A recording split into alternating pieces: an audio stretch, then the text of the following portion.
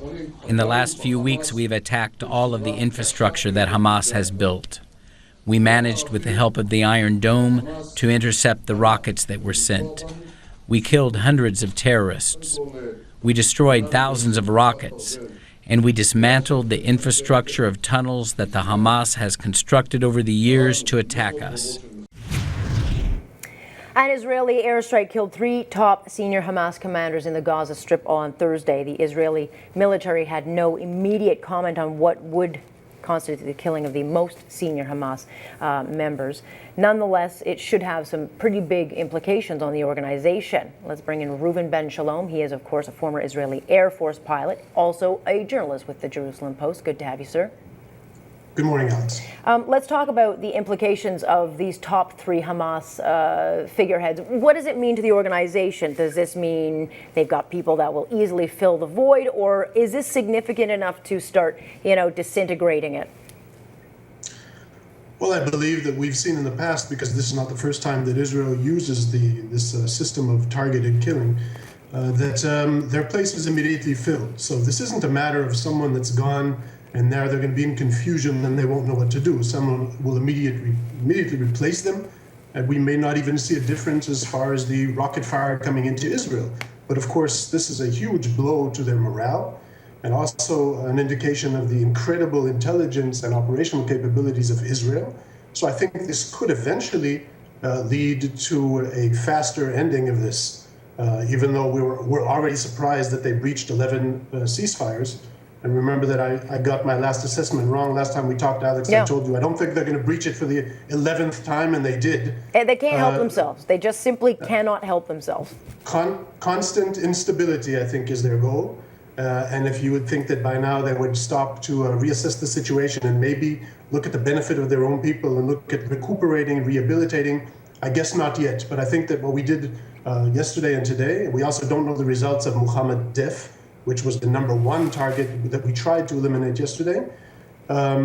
All this certainly delivers a huge blow to Hamas. I'm sure they're even in confusion as to how we could achieve such an incredible success. But if you're looking for an immediate change on the ground, they're not going to expose it, and we probably won't even see it maybe in the long run. Okay, so what is actually going on the ground? I mean, I have to think the Palestinian people are probably exhausted at this, maybe hopefully looking at other alternatives of what their leadership should look like. I have to think that they are probably pretty disenfranchised with the government they elected. Wouldn't we expect this to happen after 48 hours? So after so many weeks, I'm not even sure anymore. I think that right now, when you say the Palestinian people, we're talking about the people of Gaza, of course.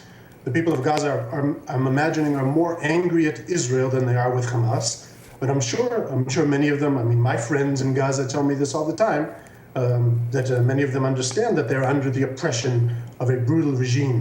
But after this campaign and the strong blows coming from Israel, especially also in the last couple of days, I wouldn't expect the average Gazan to all of a sudden say, hey, the Israelis are the good guys and we got to turn on Hamas. I don't think that's what's going to happen. Let me play for you a clip that I heard on my way into work today, because I almost, if I didn't know it was true, I would have thought that it was a joke. Here, take a listen to what the United Nations is saying. We are still willing and ready to resume the efforts in Cairo, and it is the Israeli side that has taken this option and continued with this massive attacks against our people in the Gaza Strip. Okay, so look, I heard the United Nations when I was driving in this morning, and they were blaming Israel. Israel broke the ceasefire. They're firing at innocent civilians. Israel is breaking international law. And I don't know what conflict they're watching, because that's not exactly what's going on. You know, if this wasn't a time of war and we wouldn't have so much pain and suffering, of course I would be laughing now. Yeah. So this is no joke, even though the UN, I'm not a diplomat, I can say this, the UN is a joke. And the UN institutions are a joke, including talking in the UN and in Geneva, and their institutions in Gaza are not only a joke, not only indecisive, not doing anything to point the finger at the terror organization, but they also supply the platform that enabled Hamas to build their empire of evil in Gaza.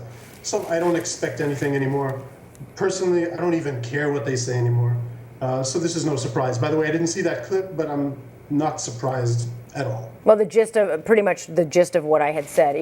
Overall, it was all Israel's fault. And I think during this conflict, that's kind of the narrative we've been seeing from the United Nations, whether it's their Human Rights Council made up of all the biggest world's thugs and liars, condemning and telling Israel it's should be brought up on war crimes. You've got these tribunals with people who already have bias against Israel. I think one thing this conflict has exposed is that the United Nations is a bit out of touch. Yes, and when the firings finally does subside, and it will eventually, because we're going to continue to pound Hamas until they finally come to their senses, or the international community will finally assume their role and exert enough pressure on Hamas to stop, then we're going to go into the next phase of Israel's PR campaign, and of course we're going to lose. That means whatever we do, there's going to be that commission. They're going to blame Israel of war crimes. I don't know if Israel will participate or not. Personally, I recommend not. But again, we've always had that. We have to look internally and see that we do right and that we fight right and that we have our strong moral codes and values when we fight, even when we fight a brutal terror organization like this. And that's what should guide us, our survival, our security, and our moral compass. Given there's so much international news right now, Israel's kind of, gone out of the top focus right now with some of the coverage on ISIS. But what's the situation on the ground now? What is life like? I mean, before this latest ceasefire, we were seeing a lot of rockets. We were seeing a lot of airstrikes happening. Has it calmed somewhat? Are they as frequent? Well, it hasn't calmed at all. We've seen hundreds of rockets. I think it was 200 yesterday. Massive attacks of rockets throughout Israel. An Israeli severely wounded this morning. So still sirens and people running for cover and running for shelter. A state of war. Yeah. I would say a state of war. No hysteria. People are still resilient, but still life is completely disrupted. A state of war. And that's why probably strategically Israel will not be willing to sustain this much longer. I don't think the Israeli leadership is willing to say, okay, we're going to go into this prolonged conflict now. That's why I think we're going to see the Israeli leadership stepping up the attacks on Hamas. And as we've seen the last few days, this is a change in our policy. Probably also the materialization of capabilities, especially intelligence capabilities, and combining them with operational capabilities and the resolve of our government to show Hamas that this is simply not going to go on for much longer. So that's the way it is. Absolutely not more calm. Critical day by day. And quickly before I let you go, any chance that Egypt will, the sides will get back to the table? Well, very, very well may be. And as you've seen, Israel has cooperated all along. Even though personally I object to sitting around a table with Hamas, or even if it's in the other room.